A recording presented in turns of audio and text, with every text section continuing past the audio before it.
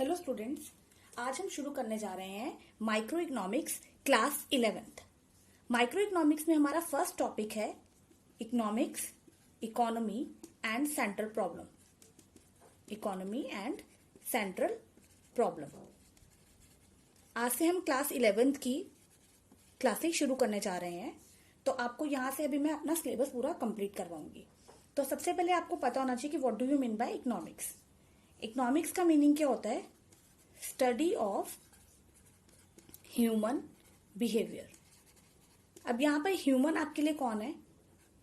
Humans are categorise into two parts, one is producer and one is consumer, right. तो यहां पे आपको देखना है कि स्टडी हमें करना है ह्यूमन बिहेवियर की, मीन्स हमें यहाँ पे स्टडी करनी है प्रोड्यूसर की एज वेल एज कंज्यूमर की।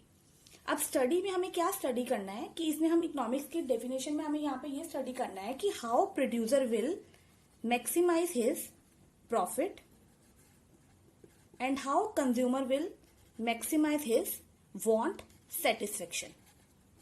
अपने सेटिस्फेक्शन को कैसे फुलफिल करता है, ज्यादा से ज्यादा करता है, और प्रोड्यूसर कैसे अपने प्रॉफिट को ज्यादा से ज्यादा करता है, इसी स्टडी को हम बोलते हैं इकोनॉमिक्स। अब देखो हमारे पास इकोनॉमी में क्या क्या होता है, प्रोड्यूसर्स होते हैं, कंज्यूमर्स होते हैं।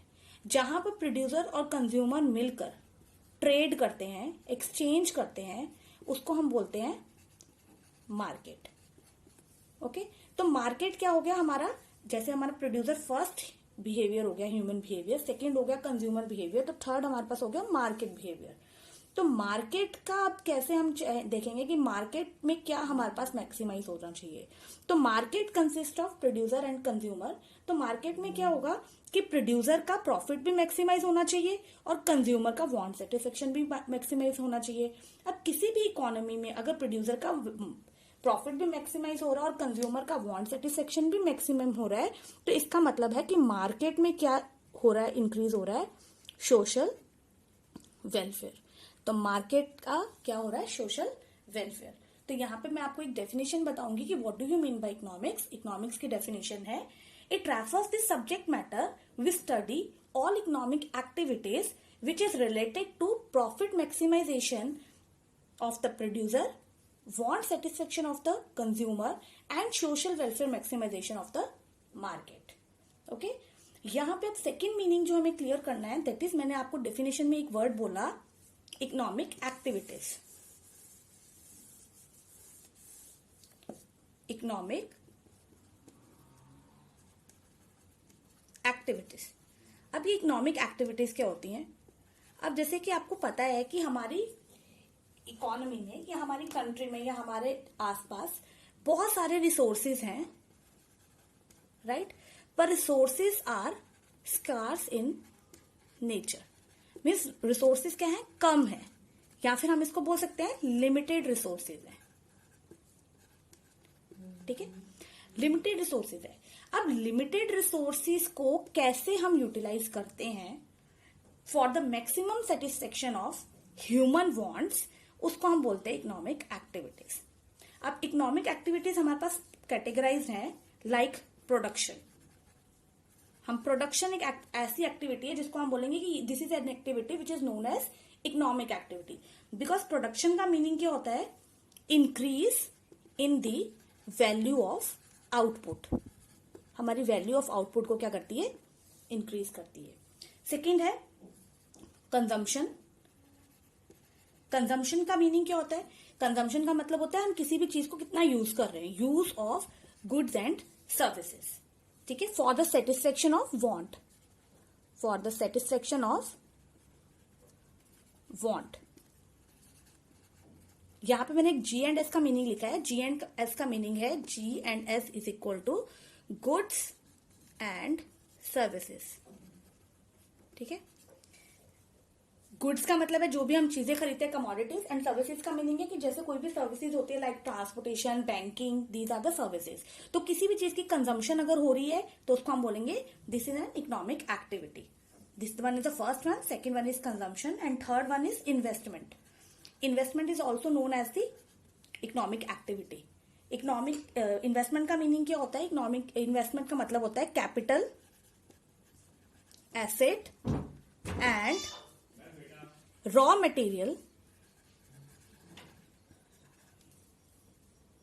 विच are used for production, which are used for production. हम प्रोडक्शन के लिए कौन सी चीजों को यूज करते हैं उसे हम बोलेंगे investment. And fourth one is exchange. मैं इसको यहां से रब कर रही हूं सो दैट मैं नेक्स्ट इस पे नोट डाउन कर सकूं। यहां मैंने आपको इकोनॉमिक एक्टिविटीज बोली। First is production, second is consumption, third is investment. Investment को हम शॉर्ट में कैपिटल फॉर्मेशन भी बोलते हैं कि कैपिटल को हम कैसे बढ़ा रहे हैं, capital formation. And last one is exchange. Exchange का मतलब होता है purchase and sale of goods and services.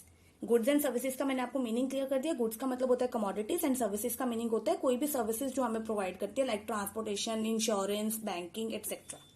ठीक है, इसके अंदर हमारे पास इकोनॉमिक एक्टिविटीज और भी हम बहुत सारी ऐड कर सकते हैं, लाइक डिस्ट्रीब्यूशन, कि हम कैसे डिस्ट्रीब्यूट करते हैं।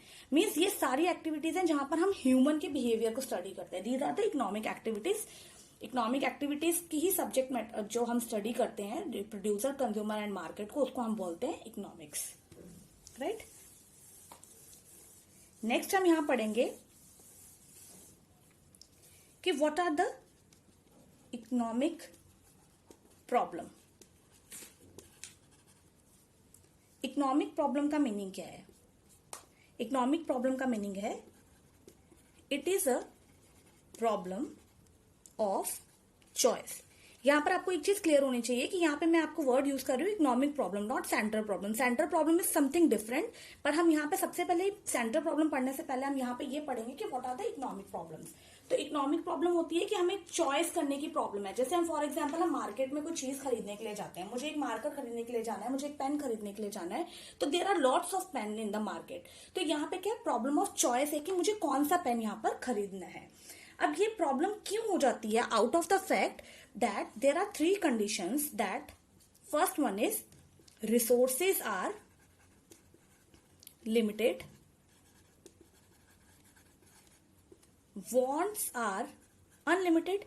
हमारी wants क्या है? अनलिमिटेड है, और resources क्या है? लिमिटेड है।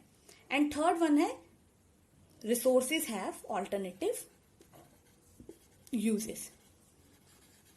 ऑल्टरनेटिव यूजेस, रिसोर्सेज और ऑल्टरनेटिव यूजेस का मतलब है यहाँ पर कि जैसे फॉर एग्जांपल पेट्रोल है, तो पेट्रोल वी नो कि petrol are scarce in nature, scarce in nature. Scarce का मतलब होता है शॉर्टेज होना, ठीक है, scarce in nature, but still हम पेट्रोल को डिफरेंट चीजों में यूज कर रहे हैं। जैसे आजकल हम जनरेटर्स यूज करते हैं, तो जनरेटर्स में भी पेट्रोल या डीजल डालते हैं, तो हम उसका ऑलरेडी यूज निकाल रहे हैं। हम ये नहीं कर रहे हैं कि हम उसको कोई मीन्स ऑल्टरनेटिव यूज कर रहे हैं। जैसे फॉर एग्जाम्पल इलेक्ट्रिसिटी, आजकल आप घर पे देखोगे तो पहले जमाने में क्या होता था, किचन में आपको बहुत सारी चीजें ऐसी मिल जाती थी जो हम हाथ से ही यूज कर रहे थे, पर आजकल क्या है, already electricity scarce in nature है। बहुत सारे अभी भी विलेजेस हैं जहां पर इलेक्ट्रिसिटी नहीं है, बट स्टिल हम क्या है, हर एक चीज ऐसी बना रहे हैं इलेक्ट्रॉनिक जिसमें इलेक्ट्रिसिटी की जरूरत है। तो इलेक्ट्रिसिटी को भी हम क्या कर रहे हैं, खत्म कर रहे हैं। Resources have alternative uses. Okay, अब यहां पर ध्यान रखना है कि there are two concepts, one is problem of choice and scarcity. Okay, यहां पे मैं आपको एक और चीज क्लियर करना चाहूंगी कि there are two concepts, one is choice and one is scarcity. अब चॉइस एंड स्केर्सिटी दोनों में डिफरेंस है। चॉइस का मीनिंग मैंने जैसे आपको बोला कि जैसे हम मार्केट में जाएंगे, कि मैंने आपको बताया कि जैसे हम मार्केट में एक मैंने पेन खरीदने जाना है, प्रॉब्लम ऑफ चॉइस अराइज हो जाती है ना, कि मुझे कौन सा पेन खरीदना है। There are lots of branded pen, तो मुझे कौन सा पेन खरीदना है, तो उसको मैं बोलूंगी चॉइस। स्कैरसिटी का मतलब होता है जैसे मुझे पेट्रोल फॉर एग्जांपल खरीदने के लिए जाना है, तो पेट्रोल तो मुझे पता है हर जगह से एक जैसा ही मिलेगा, बस पेट्रोल पंप डिफरेंट होंगे, तो पेट्रोल क्या स्कार्स इन नेचर है। तो चॉइस और स्कैरसिटी में डिफरेंस रखना है कि चॉइस का मतलब है कि हमें चॉइस करने में दिक्कत आ जाती है कि हम कौन सी चीज यूज करें, और स्कैरसिटी का मतलब होता है जो ऑलरेडी स्कार्स इन नेचर हो।